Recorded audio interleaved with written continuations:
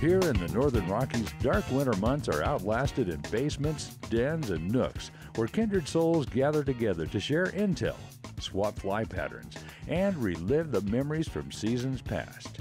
This gathering spot, known locally as the February Room, is the inspiration for this podcast. No matter the season, the door is always open to those with a fly fishing story to tell. Here's your host, the Carnops, and this is the February Room. The February Room is brought to you by Adams Built Fishing, quality gear for all anglers. Rio Craft, fly rafts designed to last. All Rod, go anywhere, fish anything. And Got Fishing, world-class fishing adventures.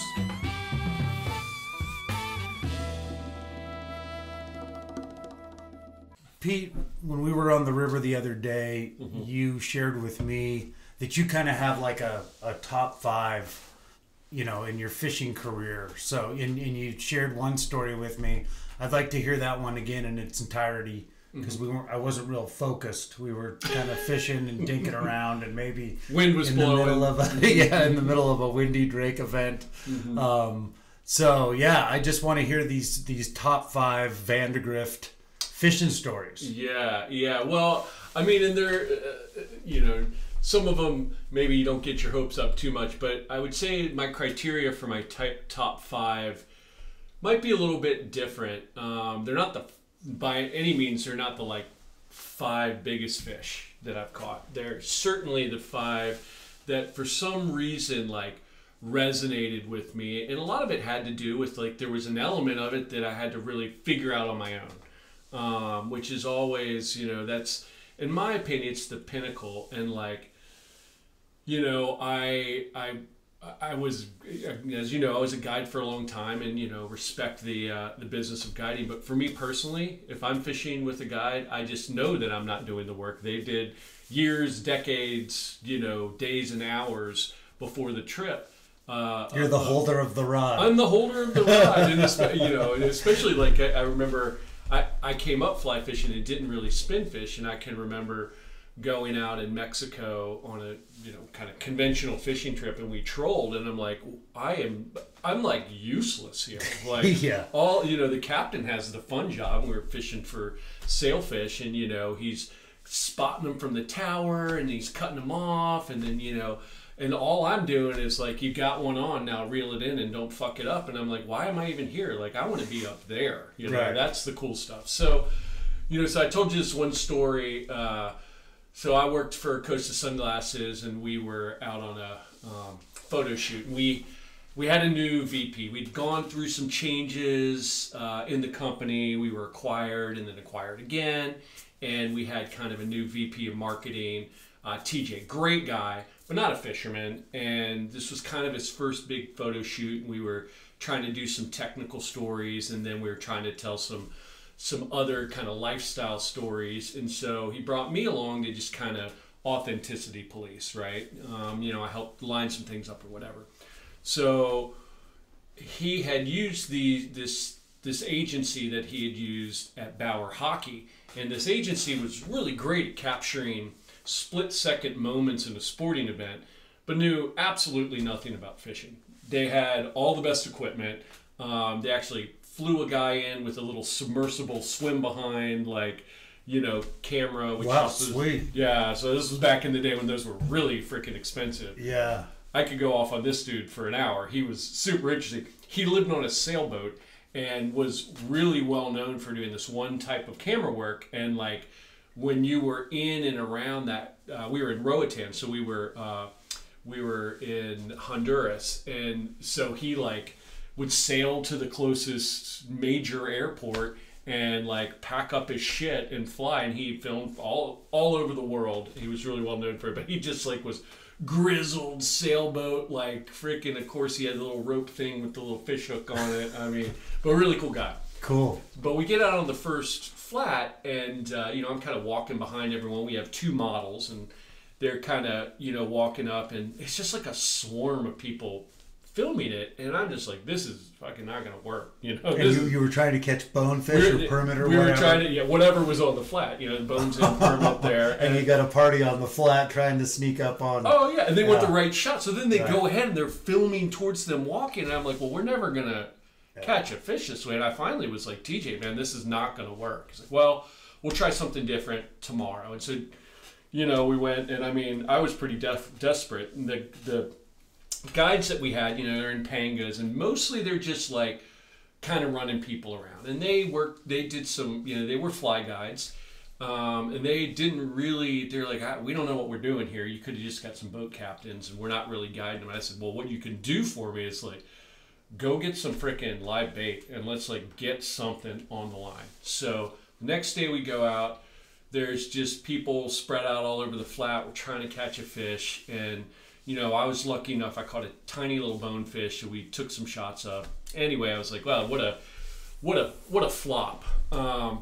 Next day we go out and we're gonna do the lifestyle shoot. So basically I'm just sitting under a canopy trying not to get skin cancer, watching, you know, these people go around, you know, do some snorkeling and like some paddleboard stuff, and I love my glasses, and hanging out on the beach, and we're kind of on this spit. There's a little island over to one side, and you know, tide's coming in, and there's like this sand spit that's like ankle deep and getting deeper. And I'm like, TJ, I'm just gonna go walk up that thing. Maybe I can find us another bonefish or whatever.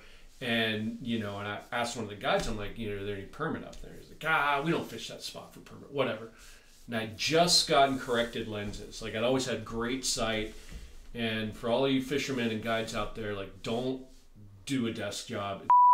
It ruins your eyesight. So like, my eyesight had been deteriorating. I used to think I had great fish eyes, and that all kind of went away. But I'd just gotten corrected lenses, and so I put them on. I could see things crisply again. I'm walking out this spit, and I'm probably 200 yards away. I kind of look off to my left over by the island, this kind of like little grassy lagoon. Man, that looks like a permit about, you know, 100 yards away. I'm like, no way. I'm not seeing things. So I go back to sort of scanning the sandbar in front of me, looking for fish crossing over. And I look back, and I'm like, sure enough, there's a permit. It's at about 60 now. And, you know, so I kind of line up on it. Miraculously, I mean, I know many of you have been in this situation. You typically fuck up the cast. Well, dropped it right in on him, and I'm sort of the school of like, just get it close to him. If you spook him, you spook him, but you know, they're going to see it at least. So I dropped it right in on him, and it swirled around, kind of did a 360. I'm like, I spooked it, of course. And I take a strip, and he follows it, and he swirls again. I take one long strip, he comes in, swirls one more time, and I hook up on him, and he takes a nice little run. I start to hoot and holler, and it's like, you know, Cry of the Valkyries, all these people running over with all this equipment. And, you know, I've got the fish, pretty decent permit, and fought him right into my feet. And it was a moment where I considered quitting my job, because my job at that point was handing the talent, who was a good, you know, this guy Ken, he was a great fisherman, lovely guy from Miami. And but I had to hand him my rod with a permit I just caught wade fishing all by myself to him so that they could take the photos. So I didn't quit my job, but certainly it stung. They did end up, you know, at least giving me a moment with the fish later. So, but that was one that was just like, it was just cool. And like, you know, there's things like that. Actually, steelhead that I caught on the Oregon coast, where I'm not a great steelhead fisherman. It's a river I'd never been to before. I was with my buddy Steve, and there weren't a lot of fish around, only wild fish around. And there was just this slot. There's just this maybe 20 feet where some currents come in, they bubble over this rock, and there's just some soft water. And I'm just like, if I were a steelhead, I don't know much about steelhead, but if I were steelhead, rain had been coming down a little bit, so the river was coming up, I'm like, I would be sitting there waiting to shoot this thing. I'm like, I think there's a fish there. I think there's a fish there. And I spent 30, almost 45 minutes fishing 20 feet that I just like, wow. I just thought, there was just something. And like I said, I don't have those instincts about steelhead in particular. Maybe you do. Well, this one time I did. Right? That's why it's one of my favorite fish. And I finally actually took a fly that was probably 20 years old, tied on a bent shank. It was like I think it was like an eagle claw hook. So it was like a heavy wire, and it was kind of Framacy, which isn't really something you throw over there. I tied it for all the that we do over in Idaho. And I was like, it's just bright, it's water's a little off color, maybe this, and I freaking stuck that fish. It was a great, it's just a great wild fish, which as just a wild winter, just a wild winter steelhead. And it was just the majesty of having a thought. There's funny feelings you get, and then having it come true. Like, it's one of my favorite fish. It is by no means the largest steelhead I've caught, but it's my favorite because it just happened in a way that you kind of had to. It was a tough fish. I guess that's kind of a lot of the stories are tough fish stories. But yeah, I mean, I have those like rolling around in my head, and when I catch a fish, I don't necessarily rate my top 100, but I just think about like what that experience was like in that moment and the people you're with, certainly. But when it comes down to it, it's about putting those puzzle pieces together, and when they happen and when it all works out, man, it's pretty wonderful. Yeah, no doubt. There's one winter steelhead that reminds me of the first one that I ever caught, and my buddy and I, we'd been traipsing around, going to the North Coast, going here, going there, not having much success over the course of this winter, or any success really. And we were fishing the Nestucca one day, and it was pouring rain, the river was rising, all the locals are leaving, which is a sure sign that, you should probably follow suit, right? And so we push off, we get to the boat ramp. He goes up to get the boat. I'm right at the boat ramp, and I throw like a couple more casts at the boat ramp, and I catch this, nice big chrome my first ever winter wild steelhead, right there at the boat ramp. Of course, he's not there. I snapped like some, crappy blurry picture of its tail or something, and that's all, on a flip phone. This was a while ago.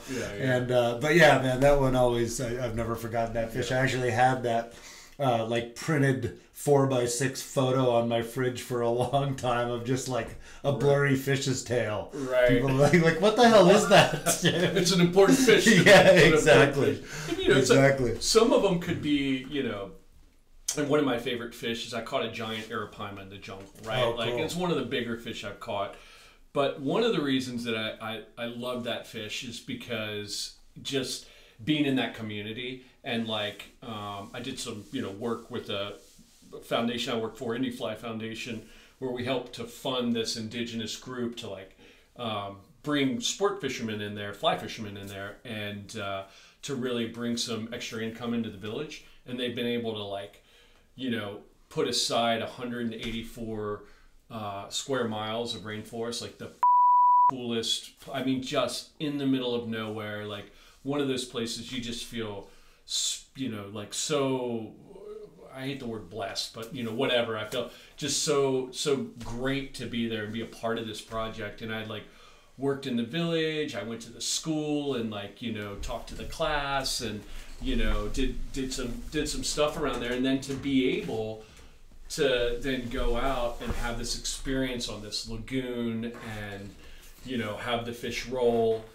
And the thing about arapaima fishing that's really cool is that no matter how you where you are in your fishing journey, you just you're brand new at it, or you've been doing it a long time, you have to learn how to fish that fish. Right. So I'm a fairly accomplished angler, as a lot of people that go on that trip. Didn't matter. I had to trust what I was being told by these Makushi tribal members. And one of the things that was so hard, you're fishing these big old streamers and you have to fish them really slow. So the fish, arapaima don't see very well. And the way that they hunt is they get behind other fish very slowly and they suck them back in. So when you're in a pond and they're feeding, you can hear this,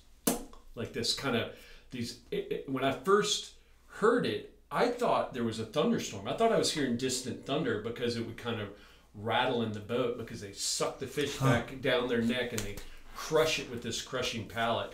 And they crush it so hard it's also really hard to stick them with the fly. And so they roll to grab air, and then you have to make a great cast. You have to have an accurate cast. And then you have to strip it back to you so slow. I mean, like devastatingly slow, right? You're using floating lines and just kind of as slow as you can move it. And then sometimes you'll know one's behind it because you'll see a trace of a bubble line because they're like hitting the whatever grasses are in there and the bubbles are coming up. So it'll be a bubble line, and you just have to go, and then you'll feel the line jump because it's sucking it back in. Oh, wow. And then it'll stop, and then you gotta kind of have to wait to set then almost? It's so crazy. That seems like that'd be really easy to screw that up. It's so easy to screw. And then you have to set as hard as you possibly can. Don't bend the rod or, I actually, at one point, I turned my hand kind of the opposite way so I could just jab it back in there. And the big ones will not even run at that point. They'll come to the boat. You'll like kind of pull on them, and they just like, you think you have a log, and then they like, I don't know what it is, but something springs into action, and then they jump like tarpon. So then they're going crazy, and like you lose a lot of them on the jump. But it was sort of like I'd had a lot of shots, and I'd had some good shots. I caught one smaller one, but I felt like I earned that throughout the week by like listening to the guide and everything. And one thing that was really interesting about that as well is the first day I'm there with a couple other folks from the fly fishing industry, and we're old friends, and we're just yapping. We're just talking about this, that, blah, blah, blah. And someone's up front. The other two of us are sitting back, with the guy. There were 4 of us in the boat, which is probably one too many. And we're taking photos and that crap. But, we keep moving into these rolling fish, and we would stake up there for a while, and they'd move off, and then we'd roll into the next one, or we'd roll into the next one. And our guide was this guy, Davis, who I just loved to death. And I was finally like, Davis, what's going on? Like, we're not getting many, shots, or like, keep moving in, they're moving off. And they're like, you Americans are so loud, right? Like, he didn't give us the instruction, like, hey guys, shut up. Oh, he didn't want to be rude. He didn't want to be rude. He said, what did he say? He had like a little saying. He's like, you're so loud that like, you're so loud that even the macaws or something won't come close. I mean, he had this thing which is like a little dig to it. Right. But then we were like, oh right, and we kind of knew that, but whatever. Yeah. But they can feel that vibration. They have a very sensitive lateral line. So anyway, so that makes my time, and that would be one that would, from everything about it, it was just a very grand fish. But a lot of the other ones aren't. Like, they're great eats. They're like nursing a fish over a log. I can remember a 16-inch cutthroat. There was a tricky cast on the other side of some debris, and stuck and went under. Had to like move the rest. So there's always something to it, but it's typically something that took an extra level of care, skill, or sometimes luck. But mostly it's those other ones, because it feels like that's more of the culmination of. I've made every dime in my life from the fly fishing industry. Yeah, right. So it's like, started as a guide at 19 and, stumbled my way through some careers in the industry, and like, so I guess maybe it's just the thing, I kind of hold myself to a standard, and so when that does come true, believe me, you fished with me, so you plenty. Oh, I think you up less than I do. You've had an interesting career in the fly fishing industry. So I first met you when I first moved to Missoula, and I started guiding for Herzer at Blackfoot River Outfitters, and it was kind of like you and him and Kurt, and there was kind of just like the core group of you guys. And you were actually the first person that introduced me to muck boots. Guiding out of muck boots, because you show up every day in muck boots, and I was like, well, that's smart. We're not getting out of the boat. Right. Why am I bothering with putting waders on, or or like that's the way to go. So anyway, why get out of the boat, right? Right. You don't have to. Right. And then from there, you landed like a pretty coveted job. Was it with Costa first or Sims first? So Sims first. Okay. So I just to give you the whole shindiggle, I guided in Alaska, on the Nushagak River, so right in the shadow of the impending pebble mine there. When I was 19, great. You go up there, no cell phones yet in the world, and dumped off at a bush camp, and here's your shotgun, here's your jet sled, right? Like 3 years of like good old fun up there. Sweet. That helped me pay for school, and and I started guiding I met my wife, and she said, don't go to Alaska or I won't be here when you get back. So started guiding locally and guided for most of the prominent folks around. Spent some time with Perry and the Lost Boy crew over there, who are all still doing it. Hats off to them. And then certainly the folks at Grizzly Hackle as things change around, but really gravitated towards Herzer. We had sort of the same work ethic, and Kurt and I especially guide until midnight. Guide till midnight. Well, it's just sort of like it was like I wanted to uncover every rock. So even if I was able to be the first boat on the river, I was never the first boat off. I just I wanted to, because every day those fish can move between spots. They're doing different things or eating different things, and it was kind of the story of the day, and I wanted to be able to read it. So, I would that was sort of my philosophy on that.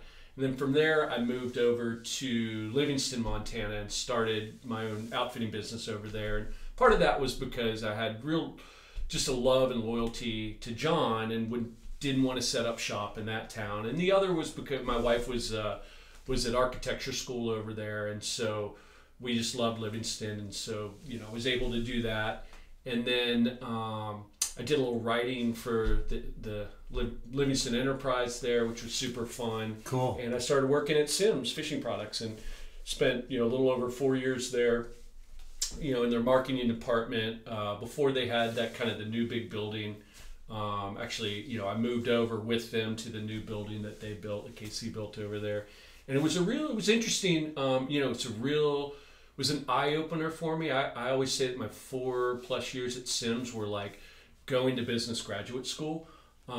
They were a small business, really, still are, really by many measures, that acted like a large company, right? So had structures and processes and some bureaucracy that you don't like in big companies. But I learned a ton there. Was there in a really interesting time, going direct to consumer when I was there.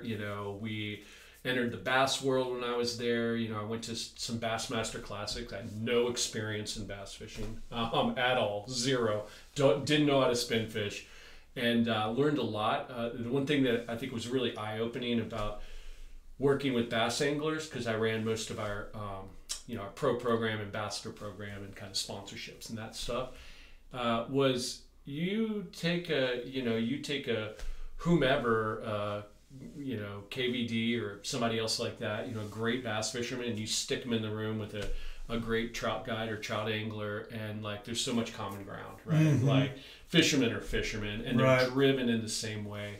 And one of the more interesting, this kind of all came to a head. I was, they have these officials basically that they put on the boat with the angler, and a lot of times they draw that from a sponsor, and so I was able to do that for a pre-fishing for a Bassmaster Classic to just make sure they weren't cheating or whatever.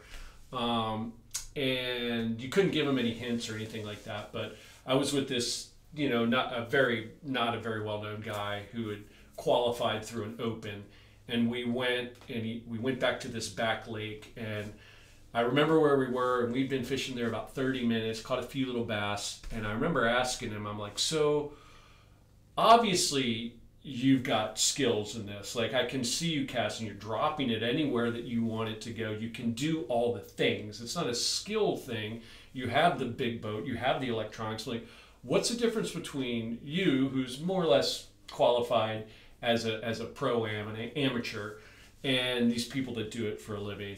And he said, well, if one of the top guys came in here, they would take 3 casts and they would already know how they're going to fit it into their tournament plan. It's their like internal planning mechanism for the tournament. Like, I'm going to do this. It's like they've got Venn diagrams in their head that tell them how to fish it and be successful. I thought that was like such a kind of logical, scientific method. And I really made me kind of tune in when they were talking about fishing, because you could learn some things about the tactics that they were using and just the thought process to make them have a better day, be a better angler. So anyway, from there, from Sims, I went to Sunglass Giant Costa and had a just wonderful ride there. Got to fish some really awesome places, and I always describe Costa as being, you know, a big company that acted like a small company, right? So kind of the opposite of Sims in some ways. Exactly. Interesting. So you got a totally different perspective. You got like around the world kind of there of business operations between just those two brands. Exactly. I mean, if you dreamt it, you could do it at Costa, and like you could really be creative. And you know, it was my deepest dive into cause marketing, which is, you know, just using a for-profit platform in order to, you know, really accelerate conservation or something else, that, you know, a social stand or whatever. And so that was just a masterclass in that. And then about 4 years ago, you know, Costa had gone through some changes, is going through some changes. There were some acquisitions and, you know, kind of bought by competitors and changed around, a lot of bureaucracy, whatever.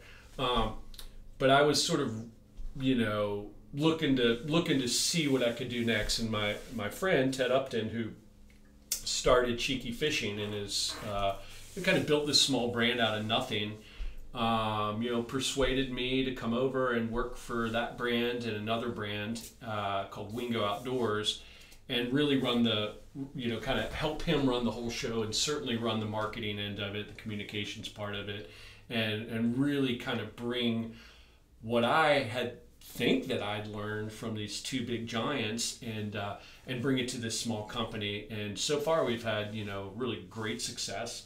It's fun to build a team. It's fun to be in this kind of like small company, but a growing company as well. And you know, recently we merged, or we acquired Rep Your Water. So I was able to you know, kind of bring this other apparel brand in, and so we've got this kind of great platform, and they've got some great staff that are now working with us, including, you know, Garrison Doctor, who's an artist, who's, you know, my creative director. And so to be able to like kind of, you know, really, you know, take the hard work that I learned from being a guide and like, you know, put it to a small company has been really exciting. And I know that you know, you're with small companies, growing companies, and you know the struggle, right? It's tough. It's tough. Yeah. It is yeah, tough. if it was easy, everybody would do it. That's exactly right. Exactly right. Yeah, well, it's awesome though, 'cause, you know, there isn't many like careers that you can kind of carve out for yourself in the fly fishing industry, you know, and damn near every guide aspires to do that, right? Like, so I mean, you've kind of like been somewhat of a role model for a lot of guides, though, you know, like when I was still guiding and stuff, and I'm like, well, shit, Pete got a job with Sims. That's freaking cool, man. Like, you know, it's cool to see somebody kind of grind it out and succeed in the industry and make it happen, because it gives hope that it can happen when you're on day 125 of your 130-day season, and you're at the end of your rope. That's and yeah. But you know, you do get I get the itch. I mean, the one thing there's a few things that I miss about guiding, and you know, I don't, you know, like I've forgotten all the bad things, like cleaning that cooler one more time. Like that was the thing. That was a real, like, if it wasn't for lunch. Like, true. You know, all the smart guides, they don't provide lunch, dude. I don't know what you want to eat. I know. I don't know your diet. Bring your own food. I mean, we'll have a great day. That's right. And of course, I went the other way, where I was like, we're going to set up a table and I'm going to grill out some elk steaks for you, right? Yeah, that's what I did too. Yeah, which they love, and it's about you know, it's about experience. But I think the thing that I miss, I mean, I do miss the people, right? Like you are encountering about it. Like, and if you don't like people, don't get into guiding, right? Go do something. There's plenty of other things that you can do, and you can fish on your own, right? And but the thing that I miss the most, no question, is understanding and seeing the river, your waters that you guide change over the course of a year, right? So you're just so plugged into them, and it's just that knowledge. And even though, for example, I spent, thousands of days on the Blackfoot, when I go on it now, I'm just getting a small slice. Like I've got my deductions of what I think's happening, but I'm getting such a small sliver of what's actually happening. And when you open that up and you've been on for days or weeks or in a row, you're in it. You have the feel. You have you know what's going on, rather than just taking the knowledge base that you have and trying to make the best deduction. So I just seeing the rivers unfold and understanding how they do that is it's just a gift when you're a guide, and like, don't take it for granted. Yeah. And there's so many really amazing fishing guides in this community. Mm-hmm. Like there are some fishy dudes in Missoula. It's like, I mean, I could sit here and name off 25 of them. Like that are unbelievable how much they know. Totally. And how, like, honestly, like, there's very few, I can't think of really anyone in our community that I'm like, what a douchebag. Like, no, it's a really, And I mean, there's a small, cool group of people.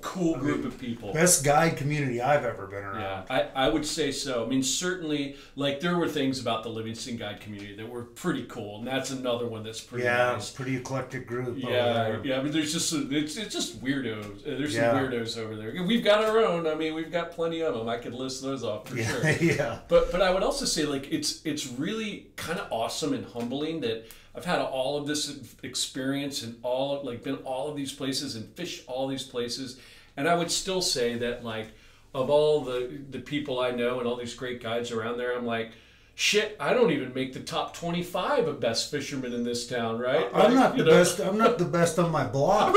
Right, exactly. Like how awesome and humbling. It's pretty, is that, it's a pretty incredible community and people have traveled and fished a lot of places, and you don't even know, till like you're bullshitting one day and like, well, I'll be damned. I didn't know you lived in Belize for 5 years. That's weird. Yeah. I mean, right, exactly. One of the greatest like stories that out of that small world is my buddy Matt Sims, who guided for 18, 19 years or whatever, and he was a school teacher, art teacher, and he was off.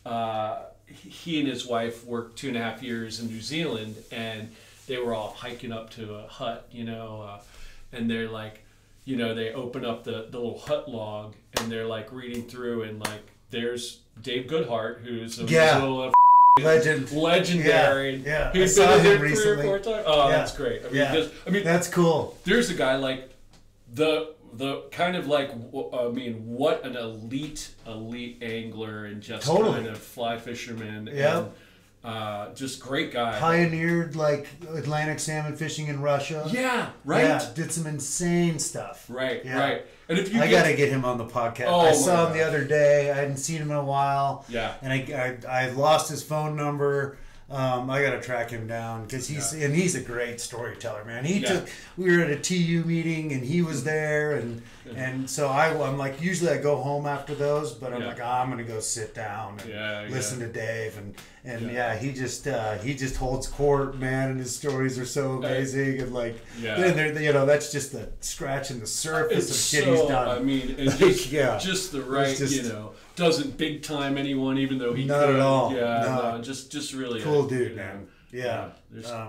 And you got Mark Elliott right down there. I didn't realize how close you were. I spent some time with Mark for sure. Eder used to live right there, and this is a funny story, kind of akin to Matt Sims and the log in New Zealand. I was in Guatemala, and this guy, like, he took fly fishermen, but he wasn't like one of the big like bill fishing, fly fishing dudes yet, super cool guy.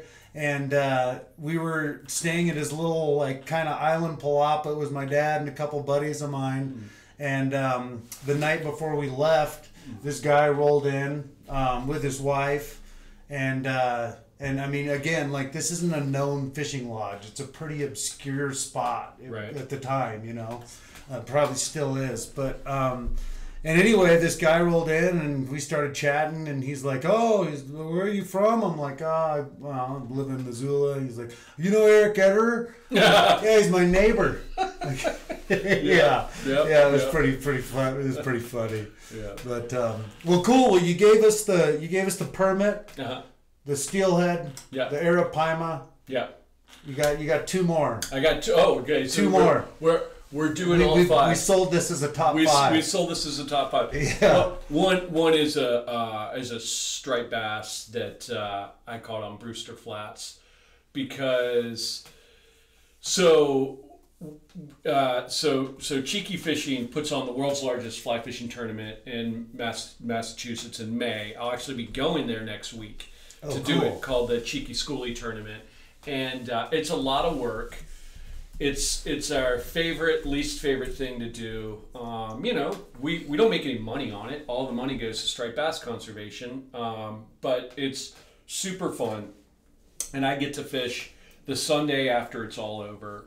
We don't line anything up there, and we, whoever's been in the crew, we go out and fish. And 2 years ago, a lot of folks had to leave, and it was just me and my marketing manager, and she never caught a striped bass. Well, I guess she had on that trip, but before that trip, she hadn't caught any. And she's like, well, what should we do today? Bright, sunny day, very little wind. I'm like, looked at the tide chart, and I was like, we should go fish Brewster Flats. So Brewster is, I don't know how long it is, probably 10 or 12 miles long. I don't know, maybe not that, maybe 5 miles long, but it's a mile out to the edge of it.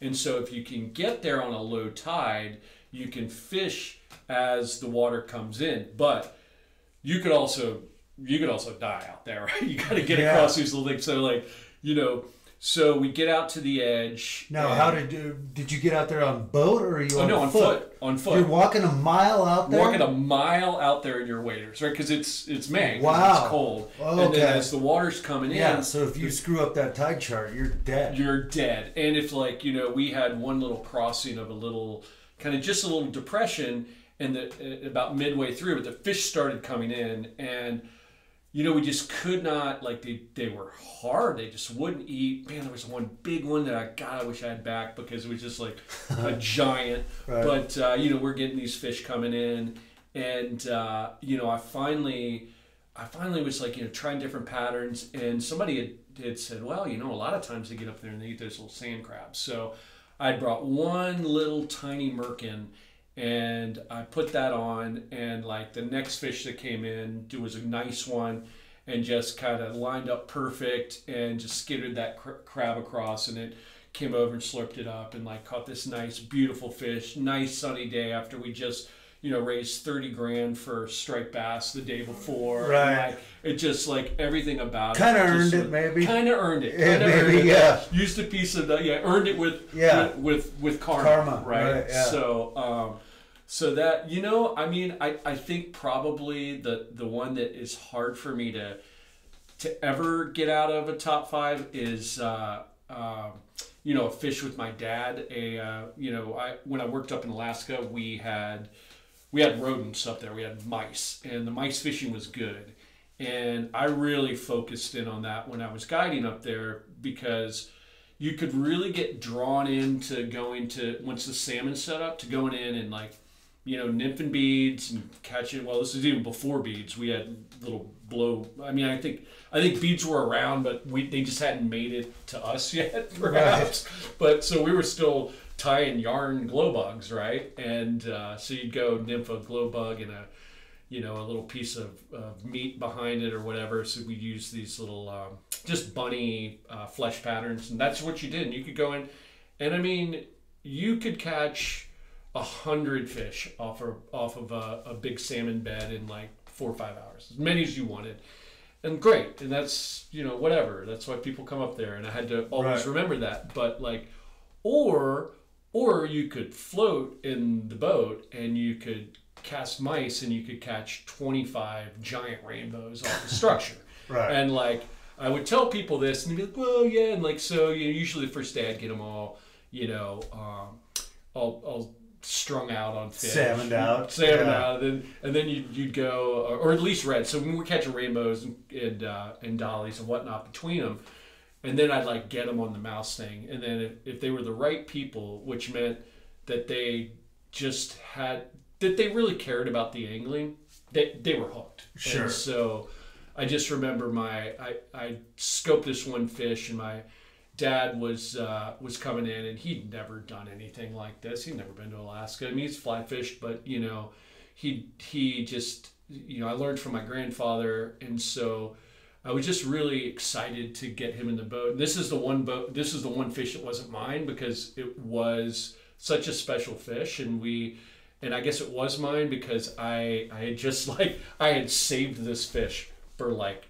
7 days, which is really hard because I'd see it running up, a freaking big one, and I tied a special mouse for it because it it needed to float a little bit better because it was in heavy cover, and so we'd go up, we had to do this big turn up around this log jam, and then I had to row him down into a tight spot, and there was just like one little window to make the cast, and he made the cast, and he caught it. It was a 25-inch rainbow and beautiful, and I have the picture, and cool. I just think it just was a really cool fish, and that's the one that's like, yeah, it's a guide fish, but it's like, you kind of like a family fish. Not only was it your dad, yeah, but you kind of had like a calculated plan on how to get your dad into it, and the freaking plan came together. Exactly. That's epic. And my dad's fun. He's fun. I mean, like, for all the guides that he's like your average client, Right. Just kidding. He'll just fuck it up every way to sideways given the chance.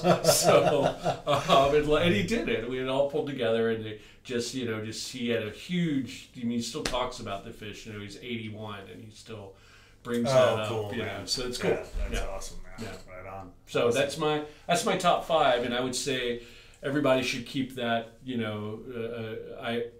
Keep your top 5. Think about what the 5. It's kind of your 5 accomplishments in some ways. There you go, man. Awesome. Well, cool, Pete. Well, thanks for taking the time to share with us, and awesome to fish with you again. Looking forward to doing it again. Yeah, for sure. And have fun at the schoolie tournament. Yeah, we'll do it. We'll do it. It's super fun. Highly recommend it to anyone out there who wants to chase some striped bass. Right on.